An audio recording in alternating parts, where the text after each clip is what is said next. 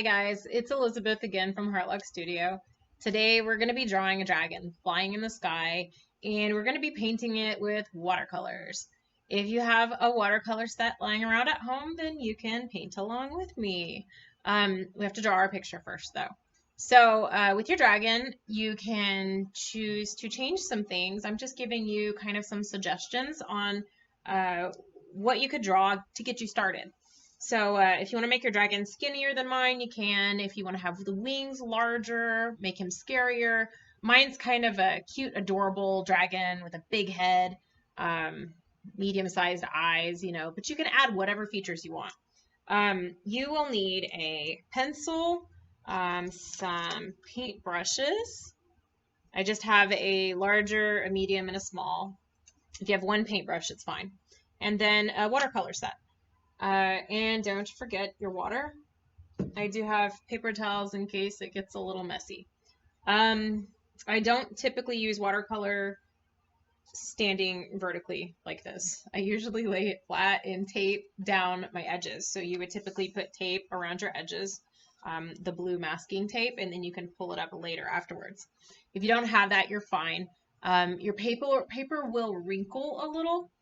And after you're done, when it's done drying, you can press it between several books. So stack some books on top of it and it'll flatten down the crinkles.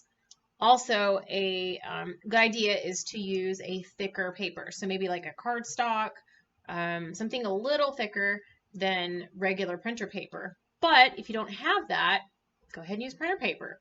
Just be careful not to use too much water or not enough. Kind of a hard mix there. So we're going to get started. I'm going to create just kind of a big hump, taking up most of my page. This is going to be my dragon's back. I'm going to create kind of another hump for the face, almost like this one, but notice I made a little bump right there. It curved and then I bumped out and then came down. Okay, we're gonna come down for the mouth, and he looks like a slug, so we gotta fix that. Let's make him have kind of a happy little smiley face type thing like this. Ooh, look at that. He's going, all crazy. Okay, my dragon's neck is gonna be really skinny, and then I'm gonna curve him kind of outwards, up, and connect back to the tail. Because I'm using permanent marker, I need to leave a space here because that's where I'm putting my legs up. You won't need to put a space if you're using pencil. One back leg and another back leg. Okay, I went a little fast, but remember you can always pause me, continue to draw, and then push play again. So we have the basic shape of our dragon down. I'm going to need to give my dragon some little bitty front arms. Think of a T-Rex. He has one in the front. And now I'm going to create a line for his belly parallel to this line. It's going to go all the way over, get skinnier and skinnier and skinnier until it connects to the tail. And on the other side of that is where I'm going to put his other puny little arm. You can make your arms bigger or smaller. His back feet. Ooh, these are weird. These look like old, long, icky toenails. I'm adding some really chunky cube toenails on here. Let's see. My tail. I can come out like this. What else can I do to my dragon? He needs an eyeball. Let's make him have crazy eyes. And then another furrowed eyebrow thing here. Go like this. He's kind of angry, flying through the sky. Sharp teeth. Yeah, here we go. 1, 2, 3, 4. He has a big gap in between his front teeth, and it's actually kind of funny. Okay, he could have a tongue hanging out. I'm going to curl it like a snake tongue with a little fork on the end of it. Now my dragon's flying, so he needs to have wings. Just like how we put one of the arms on one side of his body and the other arm on the other side, we're going to put one wing on this side and one coming out from this side. It can be as long or as short as you want. Mine look like they're trying to lift a turtle up in the air. But definitely not large enough to make this dragon fly, but you know. Alright, here we go. If you want your dragon to be extra scary, you can make these forks really long and pointy. The pointier and longer they are, the scarier they are. If you want your dragon to be whimsical, you could make these points kind of curve. They would look really neat. Here we go. 1, 2, what do I have? 3 on that side? 3. There we go. And then hook it back together. It's just webbing in between. Like if you had webbing in between your fingers. That's all it is. Spikes. Let's add spikes. Added 5 there. Let's add some sticking out on this side. Kind of a weird place to put spikes.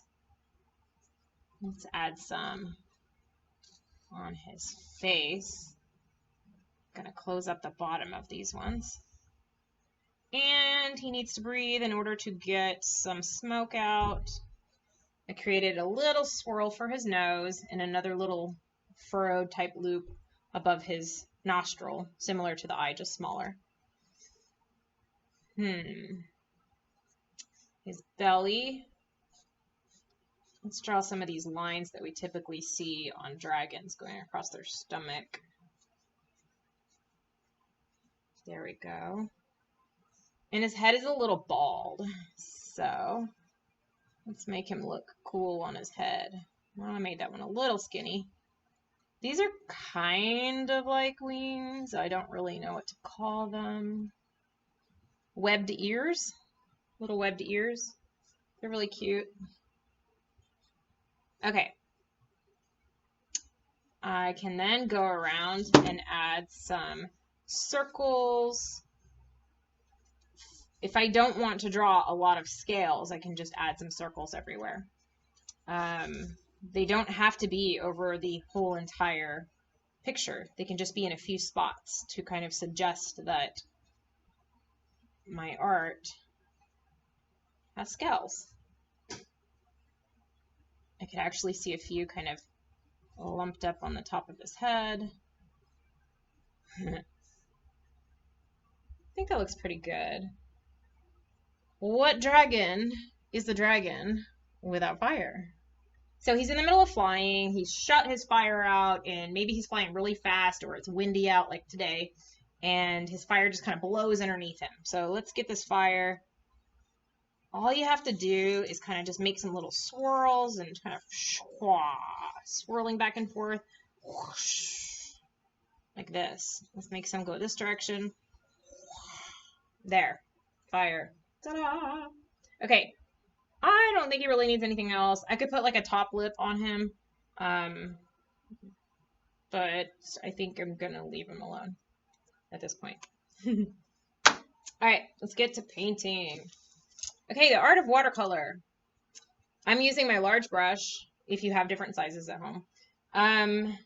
The trick to watercolor, if you are painting and you're seeing little bits of paper coming up, similar to snags on a sweater, then you probably don't have enough water and you might be pressing too hard and like scraping. You don't want to do that. You want to load your brush with water, and then let me get a nicer blue. I'm going to get this really light one over here.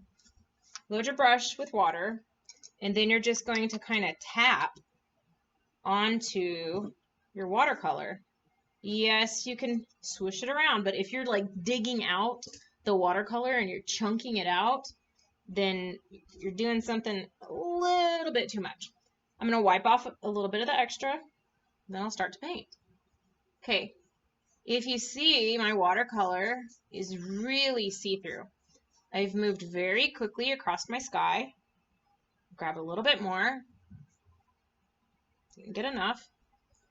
So I can move pretty quickly across my sky, and that will reduce the amount of watercolor blobs that I get. So some people might be frustrated with watercolor because they can't control it very well. You paint it on there and it kind of turns into a mud pit. I'm gonna call it a mud pit. It'll create like a big stopping area and you can't smear it out any further. So the trick is load a little bit less, have more water than pigment, so more water than your paint, and move quickly. So my sky is a really light blue, and I'm going to create clouds simply by leaving blank spots, and that will give me white.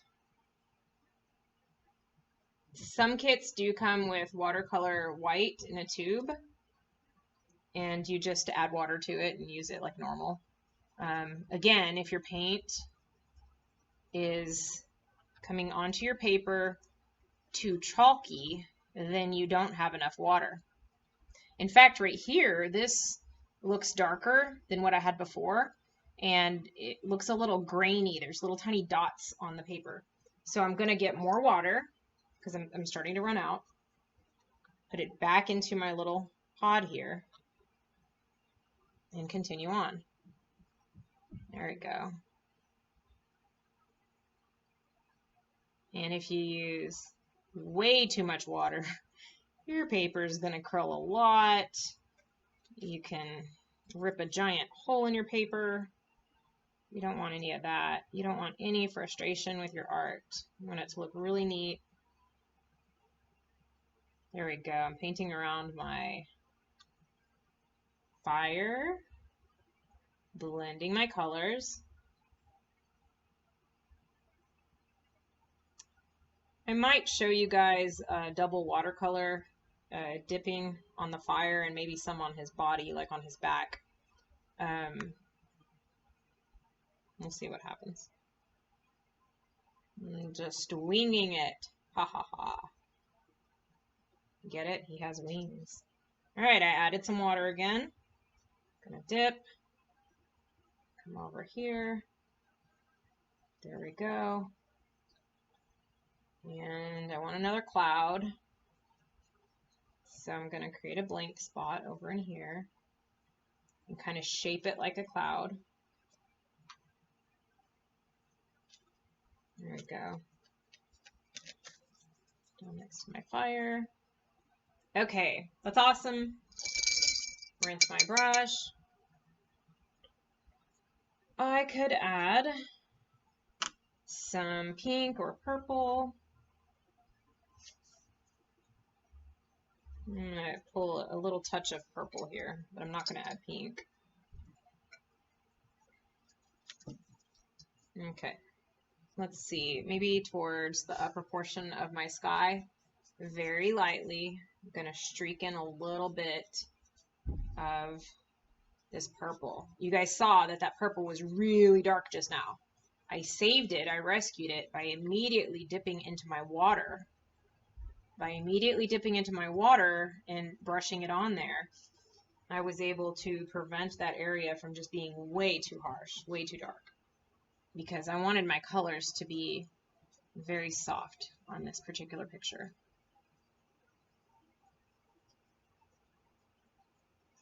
Watercolors can make an amazing sky background for any picture. If you are wanting to outline your dragon with black, only use a permanent marker if you're doing it before your watercolor. If you use an ink pen and then put watercolor on here, it's gonna cause your ink pen to kind of bleed and run everywhere. So you don't want that. But it does look kind of neat to have black on him. So if you want to outline it, just outline it afterwards. It really is the best unless you used permanent marker. Okay, I got some purple. Add a little bit more over here. Again, this one's really dark. I'm going to rescue it by adding water. Just straight water. I captured it really fast before it absorbed into the paper. There we go. Wonderful, beautiful. I love the sky. It could use some yellow. I don't know. Let's work on our dragon. Green is kind of a typical dragon color. I think I'm going to do green and maybe like a turquoise or sea green color also. I'll use two different ones and see what happens. I'm going to begin with light green. There we go. I'm going back and forth. Again, I never even changed brushes. Like I said, you can use the same brush the whole time if you want to. But if you have a really small area you're trying to get to, by all means, swap to a smaller brush.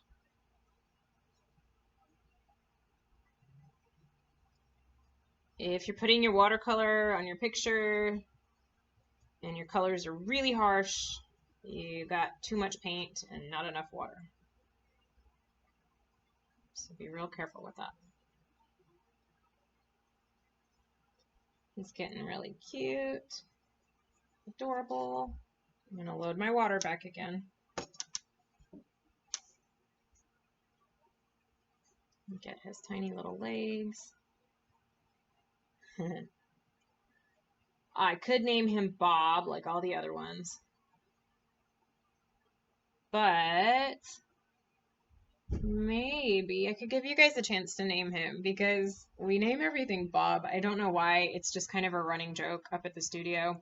The backstory is one of the wooden robots when we first opened. We did a wooden robot class, and the studio robot, it was a girl. It looked like a girl. Sea green and pink and purple. Well, for lack of a name, it got named Bob. And everything pretty much after that just started being named Bob. So no reason other than that, just to be silly. Okay. Very light coat of green everywhere. Might leave a couple streaks of white on his body. Oh, and don't forget the mouth, which that's an area where I could change brushes down to a smaller brush. These arms, same thing. Or I'll show you what you can do. Instead of having your brush facing this direction, you can turn it this direction and reach smaller areas. Okay, everything that would be green, this color green, I've already done. So I believe I'm going to swap to my smaller brush and get this other kind of green going. I believe it's gonna turn out kind of like a really pretty sea green. Oh, I don't know. I was gonna do some colors on his back, but then I'm thinking his belly, but I'll do that in an alternate color. So here we go. When your art teacher doesn't know what she's gonna do until she does it. Okay, along the back, just this darker color. Again, if you have too much in one area, your page is going to ripple a little bit more. But you can flatten it out after it's done drying. You can dry it with a blow dryer on low heat if your parent is okay with you using that. And place it between a few books and mush it down. Okay, around his face, I've added some dimension by darkening this area. Look at that. This darker color. I'm going to go underneath his mouth a little bit just to make it look 3D. And along the bottom of the belly. So my brush is a little too dark there. Because this brush is pointy, it's going to create more of a fine line. but I was still able to brush it out and save it by adding more water. And I'm going to reload my brush with water onto my watercolor palette. Even if you're an adult, you can mess with something like this, because if you struggle with using watercolors, then this is kind of an easy way to do it. Okay, I think because my art is vertical, it might be too difficult to show you the double brush technique, because I would have to have too much paint on here and it might run down. So pretty much if you have a lot of watercolor in one area where you can see the water, and then you put another color next to it, the two waters will join together and kind of suck together and blend. It's really pretty. Okay, I'm going to start my fire. This is just yellow. And fire is one of those difficult things that a lot of people have trouble with. So I'm just going to go over it with yellow first. You can leave it at yellow, or you can add some more colors to it, like orange and red. There's yellow by itself.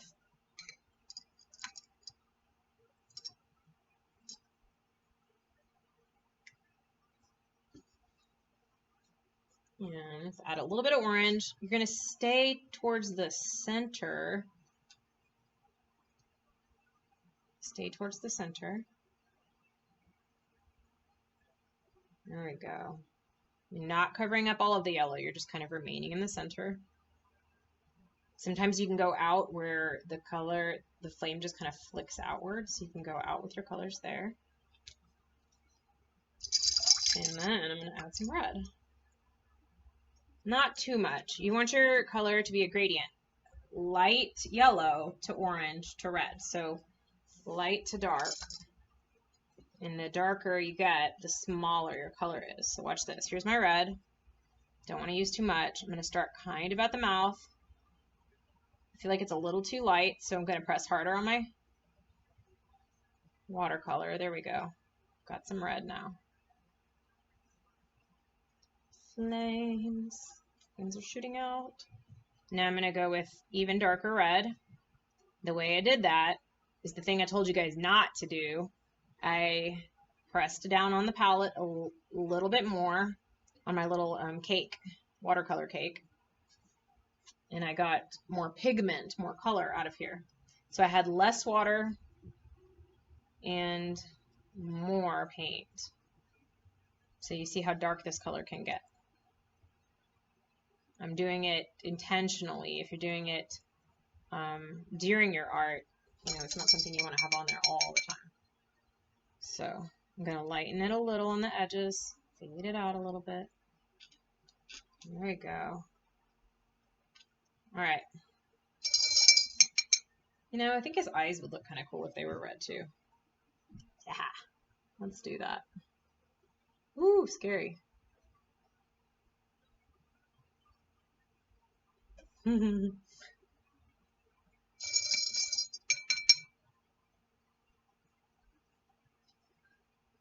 Okay.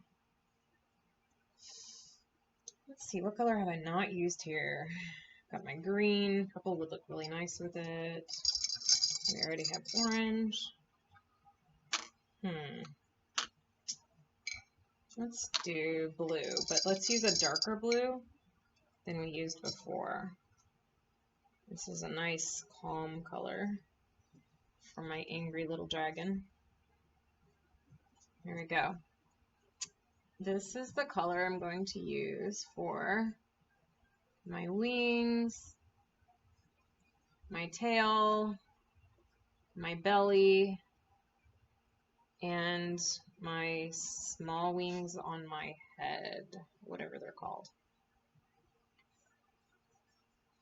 I am giving you a little more pigment. I did it on purpose on this side because I'm covering up where my marker is.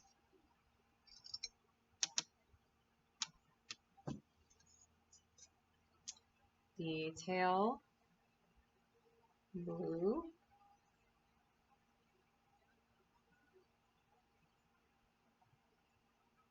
There we go. Awesome. The little spikes are blue. You can see that my edge of my page is curling a little. It's already dry there. If I had taped it down, it would be curling hardly at all.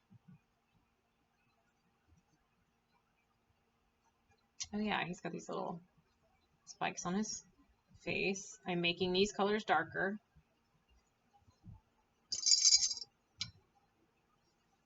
And then, oops, little spikes on his back. Gonna try to match them to the ones on his face, so I'm gonna make them a little darker.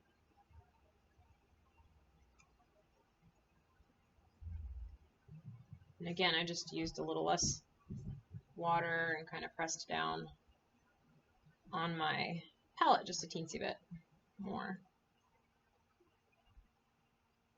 There you go. So I think I changed my mind on the belly, and I'm going to be a little wild. Let's use some yellow here. Yellow on his stomach. Really cute.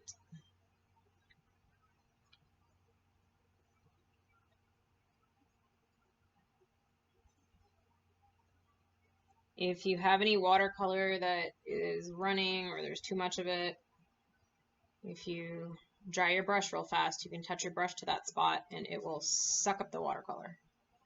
It'll just go and suck it up. Okay. I don't have too many different shades of colors, so I'm thinking yellow for the fingernails on the back. There we go.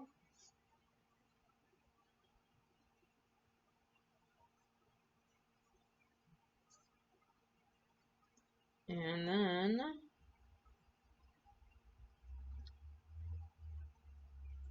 you could do a rainbow dragon. Like all of your colors could be different. Don't forget the inside of the mouth. Pink or red would look nice. I'm leaving my teeth white. My tongue has some red and a little bit of orange. There we go. Ooh, I know what would look good. I was trying to figure out what color to put on my spikes. Not my spikes, these little circles. Let's use gray. Now remember, your picture, you can paint however you would like. Think of it as a coloring book. Once you draw it, it is just a coloring book that you are painting in. You're painting the colors in, you're filling it in with what you choose to put on there.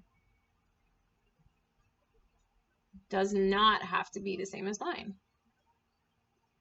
Okay, I'm going to go across this little eyebrow and kind of use this gray to shade into these little wings a little bit. I think my dragon looks phenomenal and definitely extra scary for sure. Add a teensy bit of gray on his eyes around the outside just to kind of make them pop. There we go. Maybe a little bit of gray in the mouth for some shading.